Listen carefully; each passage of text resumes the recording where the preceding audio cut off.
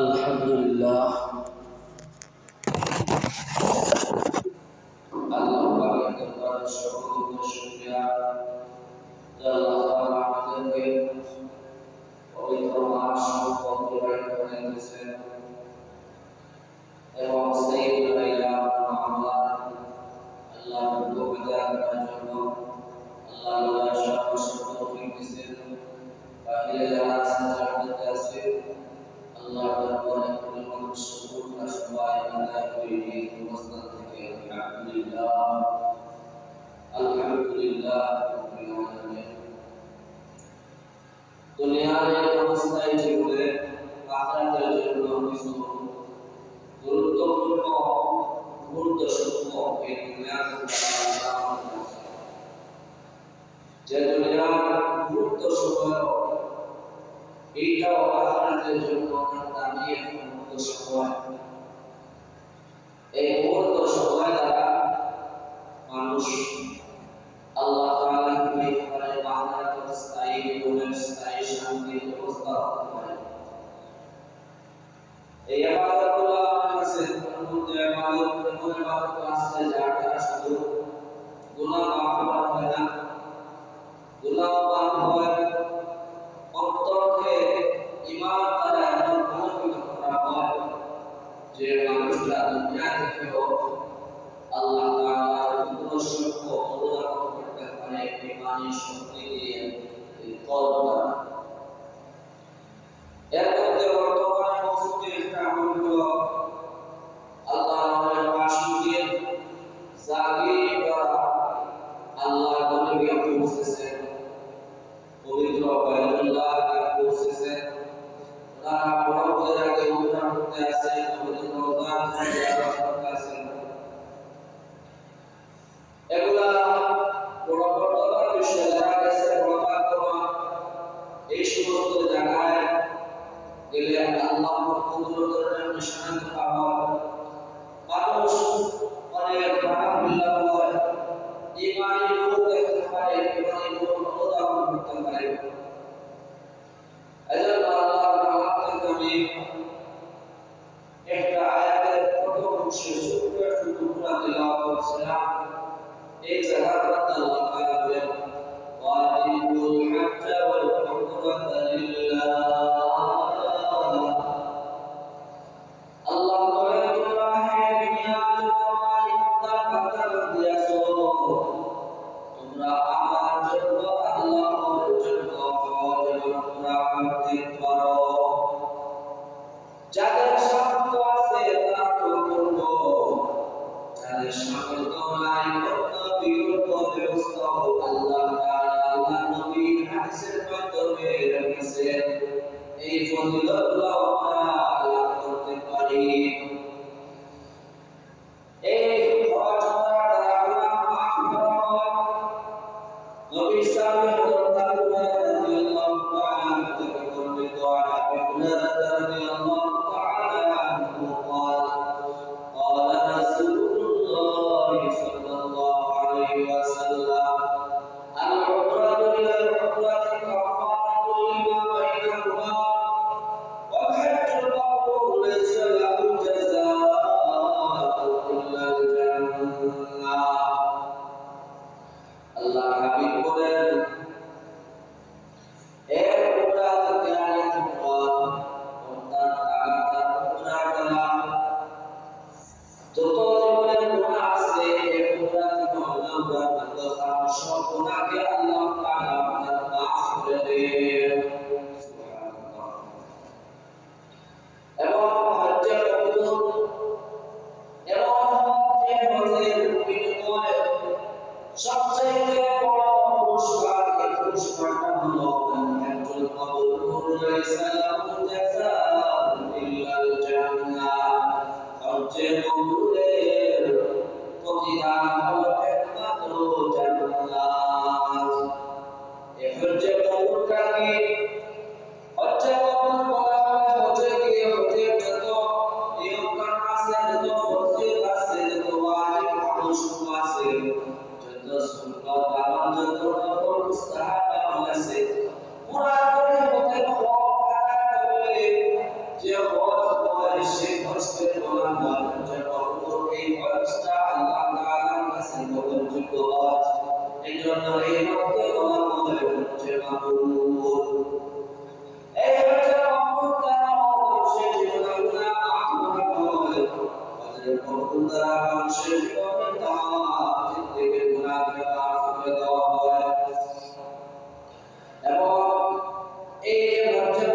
যে উদ্দেশ্যে করা হয় পবিত্র বাইতুল্লাহ, মসজিদে নববী এবং মসজিদে আকসা, দুনিয়ার মধ্যে তিনটা মসজিদ আছে, যে তিনটা মসজিদে মানুষ ইবাদত করা, সফর করা বন্ধ আছে, অবশ্য সফর করা বলা হয় সওয়াবের কাজ।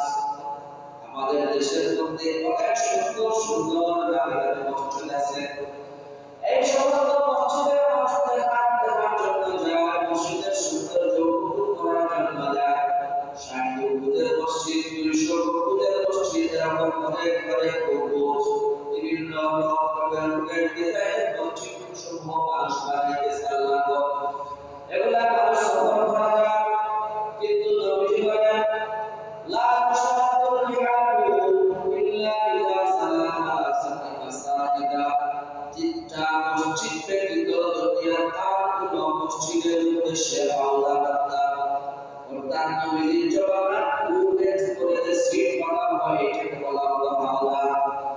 এই হাওলা বান্দা যাবে না, আমার অর্থাৎ সফর করা যাবে না ইল্লা মাসজিদুল হারাম, মসজিদুল হারাম একমাত্র হলো মসজিদে হারাম, পবিত্র খানায় কাবা, বাইতুল্লাহ, আল্লাহর ঘরের উদ্দেশ্যে মানুষ সফর করতে পারে। 2 নম্বর মসজিদ হলো মসজিদুন নবী সাল্লাল্লাহু আলাইহি ওয়াসাল্লাম।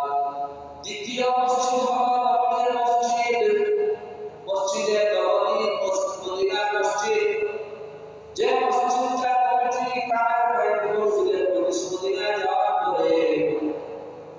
لما هاجر النبي صلى الله عليه وسلم إلى المدينة, যখন নবীজি মদিনায় হিজরত করলেন, কান আউয়ালু আমালিন ক্বামা বিহি হিয়া বিনাউ মাসজিদিল মুবারাক, সেই জায়গায় গিয়ে সর্বপ্রথম নবীজির কাজ ছিল মসজিদ বানানো, মসজিদ নির্মাণ করা, আল্লাহর ঘর বানানো নবীজির কাজ ছিল। সেই ঘর নবীজি প্রায় 7 মাসের ইন্তেজার করেছিলেন সাহাবায়ে-কেরামের সহায়তার মাধ্যমে। যে সময় নবীজি এই মসজিদে নববীকে নবীজি বানিয়েছিলেন, সেই সময় বলা হয় ছোট্ট আকারের একটা 2500 মিটার জায়গা করে মসজিদে নববী বানানো হয়েছিল। তারপরে প্রত্যেক পর্যায়ে নবীজি সংস্কার করেছিলেন, সম্প্রসারণ করেছিলেন, মসজিদে নববী জায়গা বানিয়েছিলেন। তারপর নবীর সাহাবায়ে-কেরাম বিভিন্ন সমস্যা এসে মসজিদের সংস্কার করতে করতে শেষে সংস্কার এবং সম্প্রসারণ করেছিলেন 2012 সালে পবিত্র মক্কা, মদিনা, নবী অর্থাৎ সৌদি আরবের বাদশা সেই সময়কার আব্দুল্লাহ নির্দেশে প্রায় মসজিদে নববী এবং মসজিদের এরিয়া মিলে প্রায় 10 লক্ষ কিলোমিটার পরিমাণ জায়গা, বিশাল বড়, যে মসজিদে যে জায়গাটাতে প্রায় 58 লক্ষ মানুষ একসাথে নামাজ পড়তে পারে সেরকম জায়গা বিস্তৃত করে মসজিদে নববী বানিয়েছিলেন। এবং এই অবস্থায় মসজিদে নববী আছে। এই মসজিদে নববীর উদ্দেশ্য যাওয়া, সফর করা সওয়াবের কাজ, এর উদ্দেশ্য সফর করা করত। এই জন্য যদি কেউ যায় এই মসজিদে যদি গিয়ে নামাজ পড়ি, এই মসজিদে নামাজ পড়ার সওয়াব আছে। নবীজি বলেন সালাতুন ফিল মসজিদি হাযি, সালাতুন ফি মসজিদি হাযা আফদালু মিন আলফি সালাতিন ফীমা সিওয়া বাইনাহুমা ইল্লাল মাসজিদুল হারাম। কেউ যদি মসজিদে নববীতে গিয়ে 1 রাকাত নামাজ পড়ে, দুনিয়ার যত মসজিদ হয় এগুলো মসজিদে যদি নামাজ পড়ে, এই সব 1 রাকাতের বিনিময়ে মসজিদে নববীর 1000 নামাজের রাকাতের বিনিময়ে অন্য মসজিদে 1000 নামাজের সমতুল্য মসজিদে 1 রাকাত নামাজের সওয়াব। তবে শুধুমাত্র ইল্লাল মাসজিদুল হারাম বলতে হলে মসজিদে হারামে, এবং আরেকটা মসজিদ আছে মসজিদে হারামে আবু বকর আছে, এবং মসজিদে আকসা আছে যেটা জেরুজালেমে অবস্থিত। বড় বড়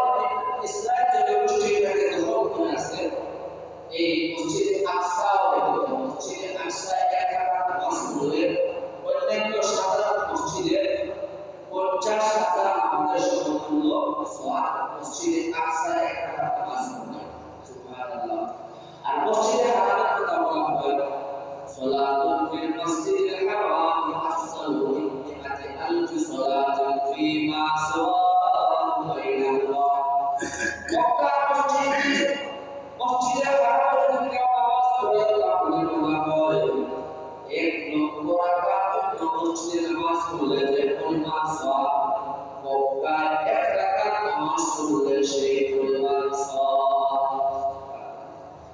আল্লাহ তাআলা আমাদেরকে মসজিদে হারাম, মসজিদে আকসা, মসজিদে নবী, মদিনার মসজিদ, মসজিদে নববীতে সফর করা আমাদেরকে তৌফিক দান করেন। সবাই আল্লাহুম্মা আমিন, আল্লাহুম্মা আমিন। আল্লাহ সবাইকে কবুল করেন। আল্লাহ আমাদের মায়ের বান্দারা কাছে তাদের সাথে আমাদেরকে কবুল করেন। আর আমাদের যাদের তৌফিক নেই, ঘটনা কিছু ফজিলত বয়ান করছিলাম। আমাদের দেশে এলাকায় বাড়িতে বসে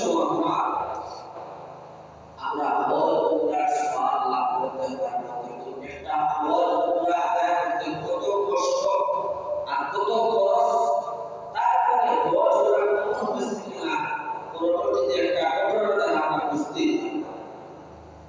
এখন আমাদের এলাকা, আমাদের মসজিদ আছে, পুরুষ যারা আছে, পুরুষরা আমরা যদি মসজিদে এসে আমাদের সাথে নামাজটা আদায় করি, এর সাথে নামাজের কথা নবীজি হযরত ইবনে আব্বাস রাদিয়াল্লাহু তাআলা থেকে বর্ণিত, নবীজি বলেন মান সাল্লাল্লাহু আলাইহি ওয়া মান সাল্লাল ফাতাতা ফি জামাআতিন কানাত কাহুজ্জাতিন। নবীজি বলেন কেউ যদি এশার নামাজ মসজিদে এসে জামাতের সহিত আদায় করে, তার এই নামাজটা একটা উমরার সমতুল্য। বুঝতে পারছি? তারপর বলেন মান সাল্লাল ফাতাতা ফি জামাআতিন কানাত কাহুজ্জাতিন। আর যদি কেউ ফজরের নামাজটা জামাতের সহিত আদায় করে, আর এই ফজরের নামাজটা পড়া হয় একটা হলো ফজরের সমতুল্য। এশার নামাজকে ওমরার সমতুল্য। এশার নামাজের সময় ফজরের চেয়ে একটু সহজ সময়, অনেকে জামাতে নামাজ আদায় করতে পারে, কিন্তু ফজরের সময় ফজরের নামাজ পড়া খুব কঠিন। কঠিন কাজ করলে পুরস্কার হওয়া পারে না।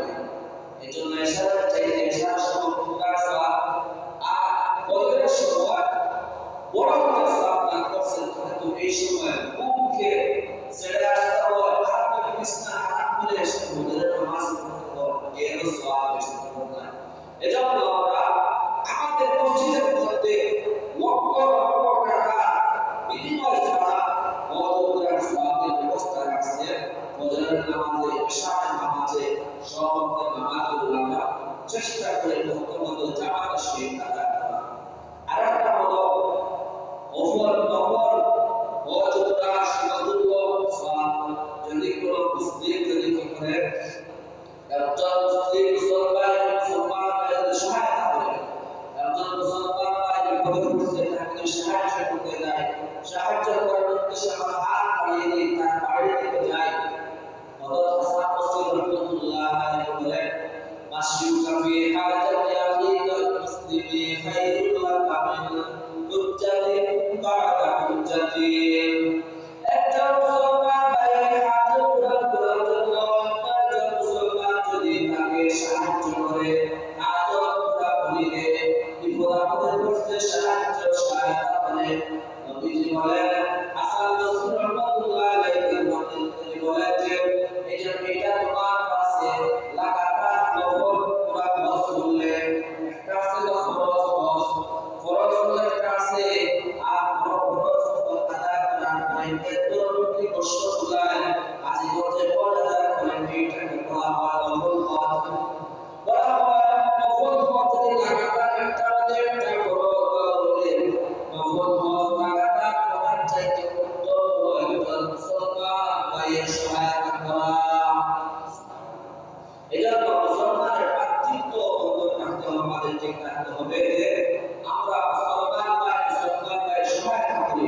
সহায়তা করতে এত সওয়াব, লাগাতার হজ তখন হজ করলে যে পরিমাণ সওয়াব বলা হয়, এর চেয়ে বেশি সওয়াব হলো একজন মুসলমানকে সহায়তা করা, একজন মুসলমানের হাজত পূরণ করে দেওয়া। সুবহানাল্লাহ, আমরা এই আমলটা করতে পারি। সহজ, একজন মুসলমান অসুবিধা করতে পারছি, এইটা একটা মুসলমান বিপদগ্রস্ত মুসলমানদের সহায়তা পায়, আপনার কি হয়েছে? আমি কি আপনার সহায়তা করব? এইটা একটা সহায়তা, এইটা মুক্তারা একজন মানুষকে সান্ত্বনা দেওয়া, আপনার এই সান্ত্বনা দেওয়া পরে সে প্রশান্তি লাভ করতে পারে, পেরেশানি থেকে বিপদ আপদ থেকে সে মুক্তি পাইতে পারে আপনার বুকের সহায়তা, আপনার বুকের পাশা। এই আরেকটা মজে সওয়াব লাগাতার বছরের জন্য সওয়াব চাইতে তার চাইতে বেশি সওয়াব একজন মুসলমানের সহায়তার মধ্যে।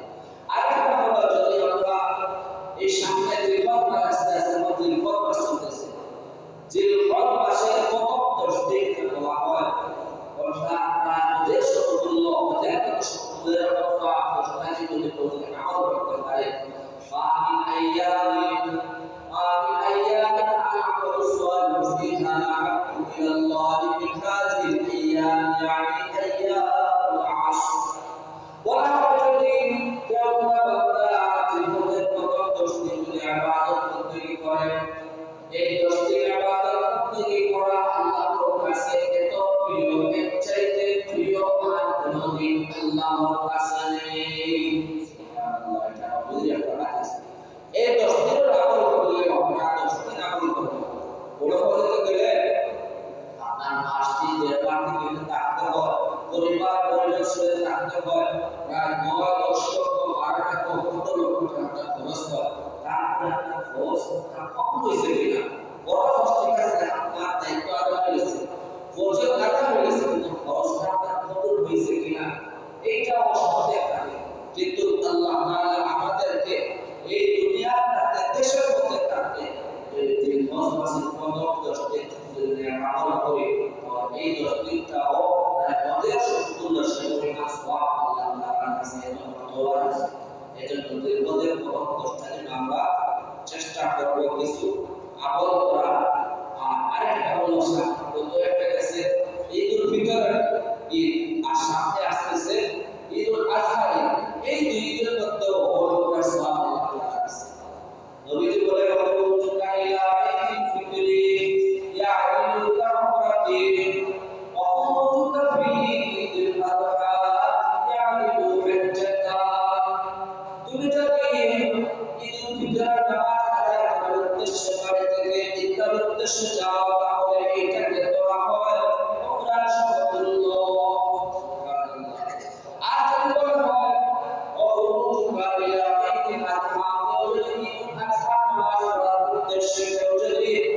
আপনার বাড়ি থেকে বাইরে এই নামাজটা আমি বলে হজের সমতুল্য, বড় হজের সমতুল্য।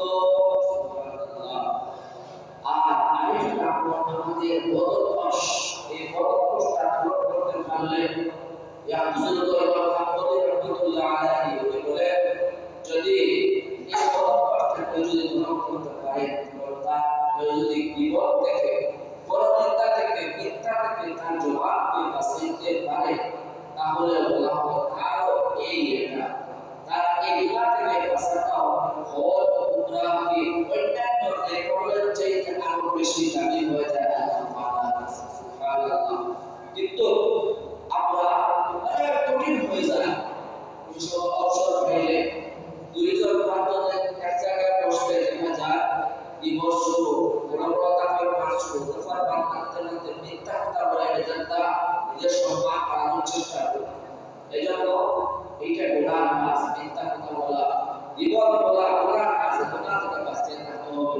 আমরা দেখা যায় এই তো বিপদ থেকে সমালোচনা থেকে বাঁচা তোলার কথা মসজিদে আসে পর্যন্ত আমরা জীবন দেওয়া শুরু করি, সমালোচনা শুরু করি, গালিগালি শুরু করি, নিজের ব্যক্তির সাথে আঘাত আছে। আল্লাহর ঘরে বসে বসে দেখা যায় মুসলমান উজদার হয়ে দেখা যায় জুড়ে যে চিৎকার দিয়ে কষ্ট নিকৃষ্ট কষ্ট তাকে গালিগালি আসে। কিরকম মুসলমান দিতে পারে? এটা মুসলমান দিতে পারে না। আপনার গালি তো দূরের কথা, সামান্য যদি ইবাদত করতে গিয়ে ইবাদত জুড়ে করে হয়তো মাঝি হয়তো ইবাদত বুঝাবে, ইবাদতের মধ্যে ব্যাঘাত ঘটে, কিছু উচ্চ আওয়াজ করে, তাহলে ফেরেশতা যারা মসজিদের মধ্যে থাকে ওনারা আল্লাহর রহমতের ফেরেশতা, আমরা বর্তমানে আল্লাহর রহমতের দোয়াই দিয়ে বলে কি আল্লাহ বান্দা কথা বলি বড় বড় রসুল আল্লাহর বান্দা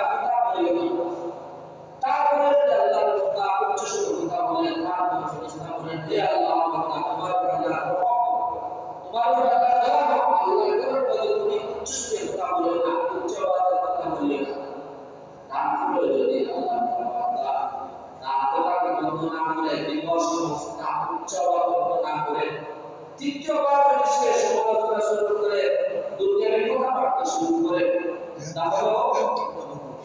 তাহলে তারপরে 3 নম্বর খুতবা ইসলাম 8 নম্বর সূরা বাকরা শুরু করলেন যে হে আল্লাহর বান্দা তোমার কথা বলতে পারো তারা আল্লাহ বর্ষিত হোক তুমি আল্লাহর ঘরের মধ্যে উচ্চ সুরে কথা বলার জন্য উচ্চ সুরে সমালোচনা করার জন্য এজন্য এইটা তুমি পাচ্ছেন না দুনিয়ার মসজিদটা হলো দুনিয়ার মধ্যে সবচেয়ে সম্মানিত জায়গা আর নিকৃষ্ট স্থান হইল বাজার বাজারে গিয়ে মানুষ চিৎকার করে বিভক্ত গালিগালাজ করে মসজিদটা কোনো গালিগালাজের জায়গা না বিভক্তের জায়গা না যদি সারা কথা বলার জন্য ফিলিস্তিনে এত বন্ধুদের আল্লাহ আবাদ করে আর যদি আপনি গালিগালাজ করেন তুচ্ছ ঘটনা হয়ে ফিলিস্তিনে কিরকম বন্ধুর সম্পর্ক হইতে পারে এই জন্য এই সমালোচনা গালি থেকে উচ্চ আস্তে আসি দেখা যাচ্ছে ছোট বাচ্চারা করে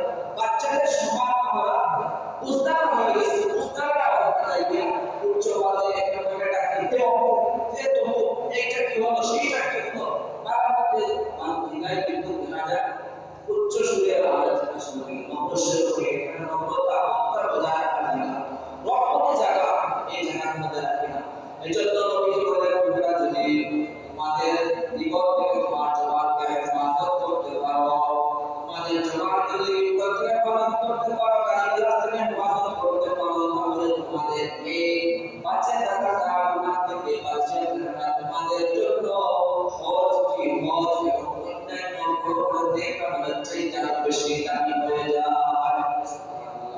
এজন্য আমরা এই আমলগুলো করে আমরা অযথার সওয়াব সহজে বিনা দিয়ে বিনা কষ্টে আল্লাহ আমাদের কেমন আসি এই যে বড়রা যারা টাকা খরচ করে নিয়ে তাদের হজ কবুল হয় কিনা কিন্তু যারা আমরা দেশে থেকে বাড়ি থেকে আমরা হজগুলো করি আমরা সালাহ করি বিভিন্ন ছোট ছোট নেক আমলের মাধ্যমে এটা আল্লাহর কাছে বিনা দিয়ে বিনা কষ্টে কবুল হজ কবুল হয়ে সওয়াব দান করেন আল্লাহর বান্দা এক জমান আছে হযরত আব্দুল্লাহ ইবনে মুবারক রাহমাতুল্লাহ আলাইহি হযরত আব্দুল্লাহ ইবনে মুবারক রাহমাতুল্লাহ আলাইহি দুনিয়ার জমানার সবচেয়ে বড় বুজুর্গ বড় প্রার্থী ছিলেন উনি একবার বুঝে গেছিলেন বিভিন্ন বছর যাইতেন একবার বুঝে গেছেন নামাজ পড়েন আরাফাত বাজারে গিয়ে কিছু আল্লাহ বিল্লাহ করে আল্লাহর কাছে পাক চাইতেছে এক সময় পেরেশানি আল্লাহ তাআলা ঘুমিয়ে পড়লেন এক অবস্থায় হঠাৎ দেখেন স্বপ্নের মধ্যে দেখেন যে দুইজন ফেরেশতা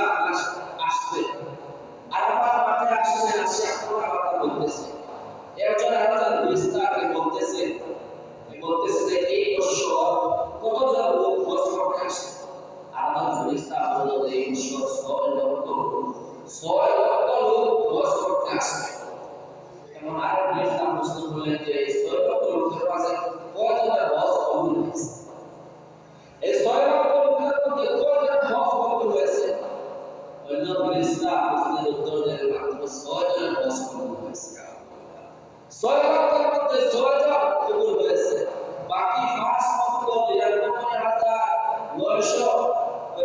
994 জন লোকের হজ কবুল হয় না আল্লাহ বান্দা সাথে দেখতে দেখতে পেরেশান হয়ে দূর থেকে জাগ্রত হইলেন আর আয়াত শুরু করলেন আয়াত আমার গজে আসে পিতা হয়ে গেছে বেকার হয়ে গেছে আপনাদের এইবার কবুল হয় নাই এরকম পেরেশান করতেছে এই 6 জন লোকের মধ্যে আমি আব্দুল্লাহ ইবনে মুবারক হয়তো নাও থাকতে পারি এই 6 লক্ষ লোকের মধ্যে মাত্র 6 বছর হয়েছে আব্দুল্লাহ ইবনে মুবারক রাহমাতুল্লাহ আলাইহি তিনি আবার আল্লাহর দরবারে কাঁদা শুরু করলেন হে আল্লাহ আমি বড় কষ্ট করে আসলাম আপনাকে পাওয়ার জন্য হজ করার জন্য আমার হজ কবুল করার জন্য আল্লাহ আমার হজ কবুল হয়েছে কিনা আমার হজটাকে কবুল করো আমার এই কষ্টকে কবুল করো এরকম দোয়া করতে পেরেশানি করতে আব্দুল্লাহ ইবনে মুবারক রাহমাতুল্লাহ আলাইহি আবার ঘুমিয়ে পড়লেন আর ময়দানে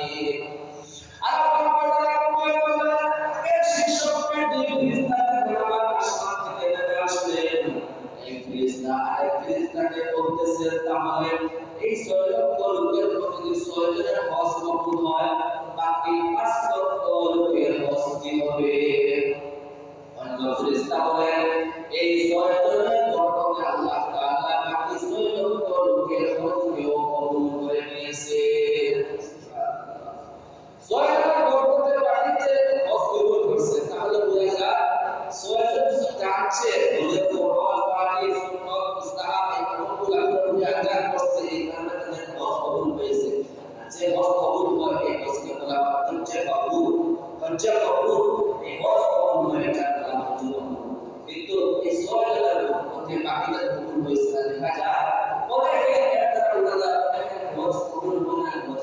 কাজগুলা না জানার কারণে পুরোপুরি কষ্ট আদায় করতে পারে না।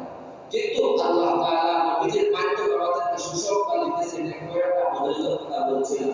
এশারের নামাজে অভ্যাস যদি যেমন শোনায় বলি, ফজরের নামাজ যদি আমরা একটু কষ্ট করে মুখকে হারাম করে আরামের বিছানাকে হারাম করে ফজরের নামাজ যদি আমরা অপূর্ণ মতো জামাতের সঙ্গে আদায় করি, তাহলে বলা হয় ফজরের বরকতের কবুল হতে সম্পূর্ণ সুবহানাল্লাহ সুবহানাল্লাহ। এই ফজরের মধ্যে এই যে এশার নামাজ ফজরের নামাজ অনেক যে আল্লাহ এই যে ফজরের প্রথম 10 দিনের আমল, এই যে আমলগুলো ফজরের সওয়াব কিন্তু এর মধ্যে ফজরের সওয়াব কিন্তু সব একটা আল্লাহ তাআলা কবুল করে। এজন্য আমরা যাদের সামর্থ্য নাই আমরা চেষ্টা করব আমরা ফজরের সওয়াব লাভ করার জন্য যে কোনো উপায় হোক, ছোট ছোট আমল অল্প আমলে অনেক সওয়াব আল্লাহ তাআলা আমাদেরকে এই উম্মতে মুহাম্মদীকে দান করেছেন, নবীর উম্মতের দান করেছেন না। আমরা এই আমলগুলো কদর করে আমরা এই সওয়াব লাভ করি। আর যারা ফরজ হয়ে গেছে আমরা আবার ইশরাকের নামাজ আদায় করে এই ফজরের নামাজ আদায় করে সেই বড় হজের আমার দায়িত্বে রয়েছে, বড় হজ এইটা দায়িত্বতে কাজে এইটা আমার সেই মক্কায় বেশি এই বড় হজ আদায় করে আসতে হবে।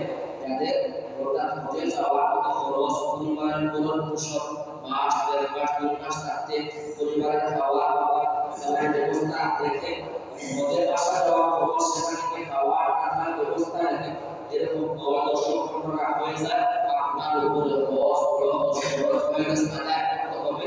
আর প্রশ্ন আদায় করা হয় এর পরে আপনার যে মা হজে আপনার দায়িত্ব হয়ে যাবে, গুনাহগার হবেন, আযাবের সম্মুখীন হইবেন। বলে আমরা তারিখ করতে করতে যে বছর বয়স হয়েছে এই বছর না করে 2 বছর 3 বছর বাদ হবে। এই ব্যাপারে হাদিস বলা হয়েছে যে এরকম বছরে কিন্তু হজে যাওয়ার পরে 3 বছর পরে 10 বছর পরে যায় যে যাওয়ার পরে মারা যায় আর হজ করতে পারা কিন্তু এই ক্ষেত্রে যে পায় কষ্ট হয়েছে। আর যারা এই বছর হজ করা হয়েছে এই বছর যাওয়ার পরে যাতে যা বিমানে যা অ্যাক্সিডেন্ট করে যে কোনো কারণ বশত সে মারা গেছে, হজ করতে পারে না, আল্লাহ তাআলা তার আমল আমার মধ্যে কবুল হতে সওয়াব দান করবেন, হজের দায়িত্ব আল্লাহ তাআলা পাবেন। সুবহানাল্লাহ। এজন্য আমাদের বড় হয়ে গেছে গড় বসে আমরা কত প্রতিবার তা বুঝে আমাদের খরচ বসে আদায় করি আর আমরা লেখ করি। আমাদের যাদের সামর্থ্য নাই আল্লাহ তাআলা সব ব্যবস্থা দিয়েছেন। দেখেন আব্দুল্লাহ ইবনে মুবারক রাহিমাহুল্লাহ আলাইহি কোরআনের বোঝা লাগে যারা টাকা খরচ করে হজ করার জন্য যায়, কবর করার জন্য যায়, তাদের কবুল হওয়ার আর হয় না। কিন্তু আল্লাহ তাআলা আমাদের দেশের মধ্যে মসজিদে আদর করতে কবুল করে সওয়াব ব্যবস্থা আছে। আল্লাহ তাআলা আমাদেরকে এই সমস্ত আমল করার তৌফিক দান করুন।